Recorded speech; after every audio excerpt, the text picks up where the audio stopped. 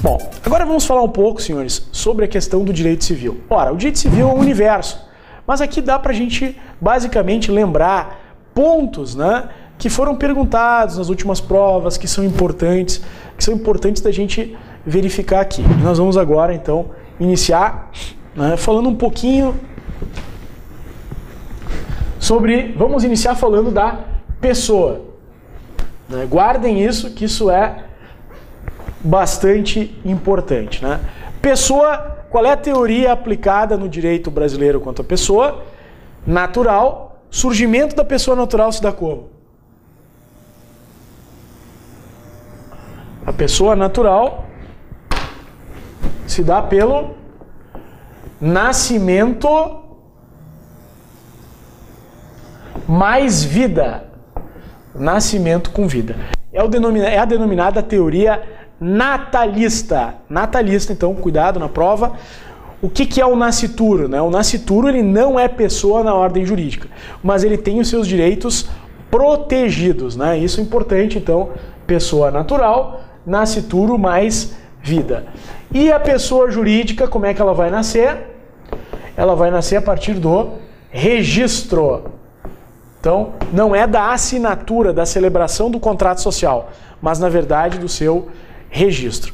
Então, guardando assim de uma forma bastante direta, né? A pessoa ela pode ser natural, teoria natalista, nascimento com vida, ou jurídica, aqui a questão do registro. Isto muito importante, então, para que seja verificado. Nós podemos dizer que a pessoa natural ela se extingue com a morte, mas também haverá a possibilidade de, se ela desaparecer, nós vamos então, se ela desaparecer, ela não estiver em perigo, nós vamos passar primeiro pela ausência e depois pela morte presumida. Mas, se ela for exposta a algum perigo, como por exemplo, infelizmente ocorre um sequestro ou um desastre aéreo, bom, provado o perigo que ela vinha passando, esse perigo de perder a vida, nós podemos então trabalhar diretamente com o conceito de morte presumida. Lembra disso? E também nós falamos em sala de aula sobre a comoriência. O que é comoriência? É quando as duas pessoas elas acabam, enfim, vindo a óbito no mesmo evento, eu vou entender que ambas morreram simultaneamente, né? Caso eu não consiga comprovar quem morreu primeiro através de documentos ou mesmo de provas testemunhais. Então aqui nós vamos ter, né, essa questão relativa, esses principais pontos assim, que eu busquei tratar com vocês aí sobre pessoas. Ainda, lembrem que nós temos os absolutamente incapazes e os relativamente incapazes. Qual é o mote dos absolutamente incapazes? Né? O absolutamente incapaz é aquele que não tem o necessário discernimento. E quem é o relativamente incapaz? É o que tem o reduzido discernimento. Guarda um ponto importante. O absolutamente incapaz, se ele firmar o negócio jurídico ele é nulo. O relativamente incapaz, se ele firmar o negócio jurídico é anulável. Então, o absolutamente incapaz, o negócio jurídico é nulo. O relativamente incapaz é anulável. Isso é muito importante aí nessas nossas dicas aqui, essas últimas dicas aqui para a prova. Ainda lembra que o absolutamente incapaz será representado, enquanto que o relativamente incapaz será assistido. Guarda isso, que isso é importante. Além disso, gente, podemos aqui fazer uma menção aí a quem são as pessoas jurídicas de direito público interno. Guarda que são pessoas jurídicas de direito público interno: a União, os Estados do Distrito Federal, as autarquias, inclusive as associações públicas e as demais entidades de caráter público criadas por lei, que são as fundações de direito público. Lembra que sociedade de economia mista e sociedade de economia mista e empresas públicas são qualificadas como as pessoas jurídicas de direito privado. Guarda isso, isso é bastante importante. Indo mais adiante, eu trago para vocês aqui também, né, algumas referências aqui sobre a questão dos defeitos do negócio jurídico. Ora, quais são os defeitos do negócio jurídico? Vamos tentar botar aqui né, os defeitos do negócio jurídico. Erro, ignorância, erro ou ignorância, na verdade, né? Erro ou ignorância, a coação, a lesão, o estado de perigo e a fraude contra credores. Nessas hipóteses, gente, o que nós vamos ter são situações de anulabilidade. Guarda isso. Aqui na fraude contra credores, nós vamos ter a ação pauliana ou revocatória, que vai buscar anular o negócio jurídico. Fraude contra credores, estado de perigo, lesão, coação, ignorância, erro, tudo isso vai ficar no campo da anulabilidade. Lembra que a simulação, ela vai estar no campo da nulidade. Não esqueça disso. A simulação está no campo da nulidade, ok? Não esqueça disso porque muitas vezes as questões vão aparecer lembrando causas de anulabilidade e situações de nulidade. E a simulação você deve marcar como nulidade e as demais aqui como anulabilidade. Não esquece dessa dica aí, que é uma dica bastante importante. Também gostaria de referir para vocês exatamente como um ponto que vai seguir aí no nosso estudo, a questão relativa à teoria geral dos contratos. Vamos falar um pouquinho agora sobre teoria geral dos contratos. Questões que normalmente vem caindo em prova, a gente vê nos últimos exames como vem sendo perguntado, né? O 421 vai tratar da liberdade de contratar, que é a autonomia privada, que é a autonomia da vontade, poder escolher então o sujeito, o objeto, a forma como você vai contratar, limitada à função social do contrato. Então o contrato ele não é visto mais apenas sob um prisma individualista, mas também sobre a questão social. Lembra da socialidade, um dos vetores do Código Civil, nos termos das lições do Miguel Reale. Ainda, 422 vai trazer aqui os contratantes são obrigados a guardar, assim na conclusão, lembra a conclusão é a celebração do contrato, né, como em sua execução, os princípios da probidade e da boa-fé. Lembra a palavra boa-fé? Boa-fé eu disse para vocês aqui, que aqui estão, né, marcadamente a boa-fé objetiva, esses deveres anexos, esses deveres contratuais que estão anexos à látere, ao lado desta obrigação principal, e lembram daquelas expressões que eu trouxe para vocês. Non venire contra factum próprio, suppressio, surrexio, tu quoque, tudo isso são expressões latinas que são utilizadas sim dentro do conceito, né, de boa-fé objetiva. Né? Non venire contra factum próprio, non venire contra factum próprio, proibição de comportamento contraditório, suppressio, supressão, surrexio, surgimento, e tu quoque, tu também, né, dentro da linha dos contratos. Lembrem ainda que nós temos a possibilidade no direito, né, vejam que de ter inúmeros contratos, né, que é o princípio da atipicidade contratual, não necessariamente nós ficaremos aí somente restritos aos contratos que estão nominados no código, mas é possível dar uma maior abertura a isso. Isso se chama princípio da atipicidade contratual, que já caiu no exame de ordem nas últimas provas, né? O que é a atipicidade? É poder, na verdade aqui, realizar contratos, né? E realizando esses contratos, é evidente, desde que não fira as normas gerais, haverá sim, né? No caso, a possibilidade de novas contratações, de novas celebrações de novos tipos contratuais. Bem, além disso, né, além dessa situação, nós temos aqui tanto o 423 como o 424. Lembrem que em sala de aula aqui a gente comentou, a gente falou expressamente sobre isso, a questão do contrato de adesão. O contrato de adesão ele tem algumas características. O que é o contrato de adesão? São aquelas cláusulas bloco, ou seja, não há uma fase inicial de tratativas em que as partes constroem em conjunto cláusulas contratuais. Não, elas estão predispostas por uma das partes, ok?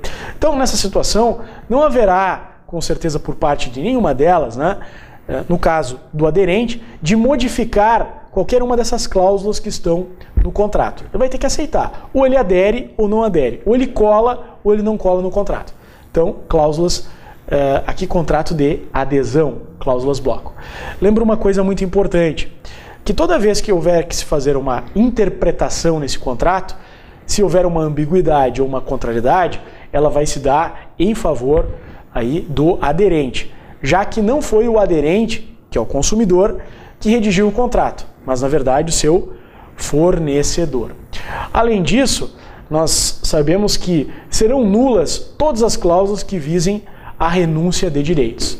Isso nós vimos em aula, por exemplo, uma cláusula de adesão, uma cláusula dentro de um contrato de adesão que diga lá que o consumidor abre mão, renuncia direitos de indenização. Sabemos nós que isso não é aí aplicável.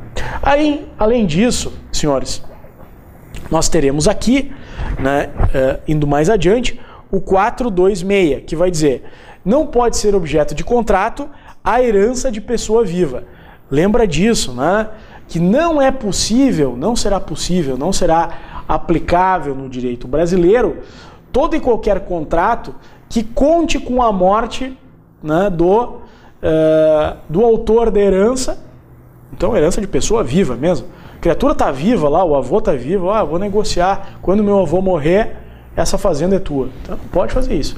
Isso é chamado Pacto do Corvo ou Pacto Corvina, ou seja, a proibição, então, de que você, após, vejam, diante de uma pessoa que está viva, você negocie direitos hereditários. Agora, evidentemente que há sim uma possibilidade no ordenamento jurídico da cessão de direitos hereditários. Isso, evidente, depois que a pessoa lá, que o autor da herança está morto, né?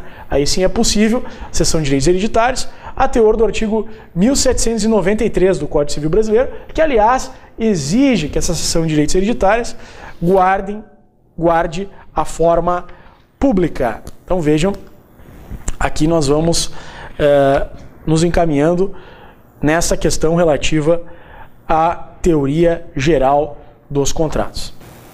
Agora então, senhores, vamos passar a analisar algumas causas de extinção dos contratos. Aqui é importante só fazer uma pequena referência. Eu acredito que vai ser muito importante para o estudo e até para alguma questão direta a respeito de extinção dos contratos. Primeiro, uma referência aqui importante, hein? Quando a gente fala em extinção dos contratos, nós podemos aqui falar em resolução, em rescisão e em resilição. Ora, o que é a resolução de um contrato? Toda vez que houver inadimplemento. Então, senhores, quando houver, né, dentro de uma relação contratual, vejam, estamos já na extinção aqui do contrato. Quando na resolução contratual, melhor dizendo, quando dentro de um contrato, né, no andamento de um contrato, houver um inadimplemento, nós estamos falando de resolução do contrato. Por exemplo, não entregou no prazo hábil a obra, não entregou o produto conforme referido. Bom, aí nós podemos buscar a resolução desse contrato. Por quê? Houve o inadimplemento. Rescisão de contrato.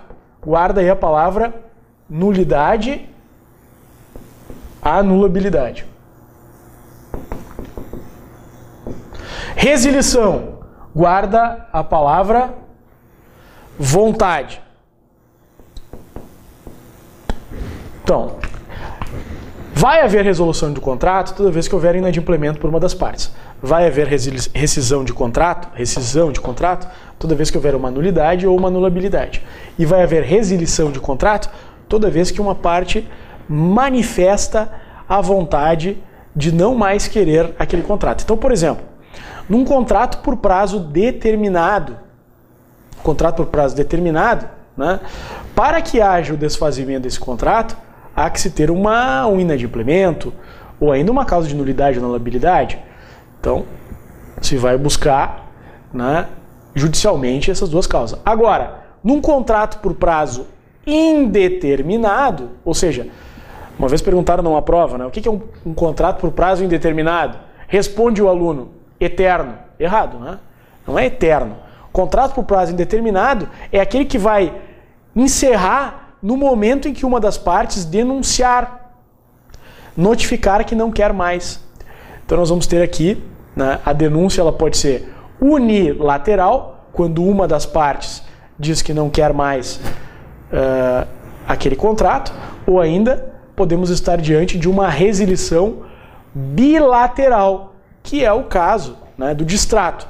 Então, ao falarmos em resilição e terminamos um contrato de resilição pela vontade, como eu estou aqui a dizer, bom, nós teremos uma resilição unilateral, quando uma das partes denuncia, ou bilateral, quando ambas as partes, por distrato, né, resolvem terminar esta avença.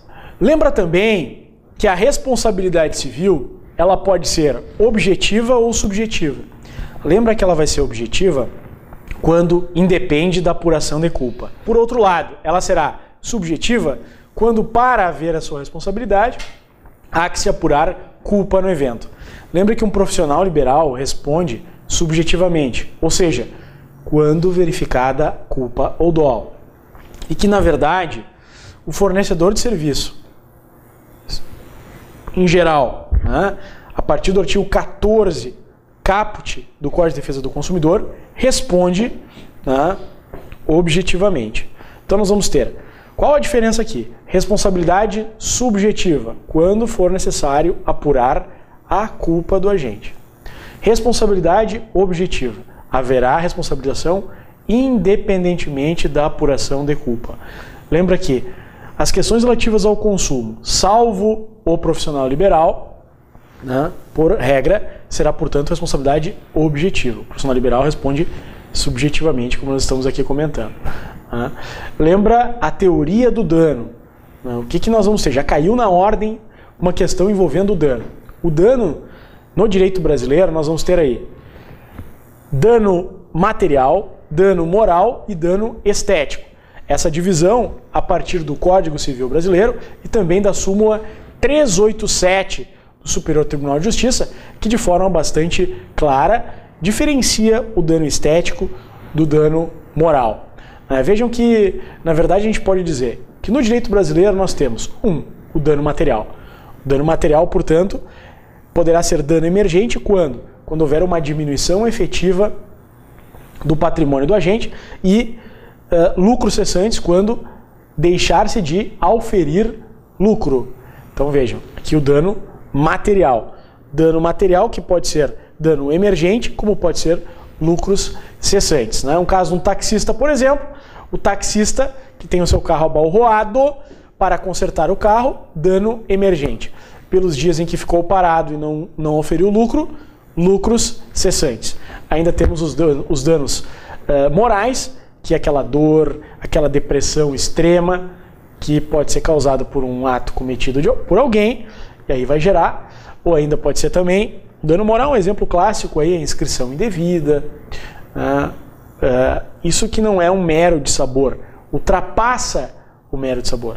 E ainda, senhores, o dano estético, que é aquele, que foi reconhecido pelo STJ como em que há uma marca física que vai gerar uma repulsa social, uma cicatriz, uma queimadura, enfim, que vai gerar, então, realizar e trazer uma repulsa social e, portanto, é passível de indenização. Senhores, gostaria de desejar a vocês uma ótima prova. Fiquem calmos, procurem, recebam essa calma que o professor Colombo em sala de aula aqui traz para vocês, com essa fala tranquila, tentando resolver os problemas. Lembrem disso, tentem fazer essa prova com cuidado, com calma, leiam o problema. Lembrem que quando você sentar para fazer a prova, vai dar aquele nervosismo inicial, mas ele logo vai desaparecer, porque você vai ter tranquilidade para fazer essa prova. E eu comentei com vocês aqui, e sempre comento durante as aulas, que aquele nervosismo, aquela situação assim, logo quando se começa a fazer a prova, faz parte do teu instinto de sobrevivência, né? E ele tem que ser superado, então, pouco a pouco pela tranquilidade. Não te apega naquela questãozinha que tu não consegue resolver logo. Começa resolvendo aquelas questões que tu olhou e não bateu o olho. Ah, essa matéria eu estudei, essa matéria eu estou por dentro. Faz com calma. Lembra, tu não precisa acertar tudo, né? Tu precisa acertar o suficiente para passar. Não te desanima. Vai lá e faz a prova. E nós te esperamos aqui na nossa segunda fase do exame da OAB, onde nós desenvolvemos aqui na Verbo Jurídico as mais diferentes áreas. Em especial, eu trabalho diretamente com a questão, a parte tributária e algumas vezes também participo da equipe de civil, de processo civil. Nós aqui da Verbo Jurídico desejamos a vocês uma ótima prova e aguardamos vocês aqui vencedores nessa segunda fase. Sucesso a todos, que consigam ter tranquilidade e fiquem com Deus, até mais.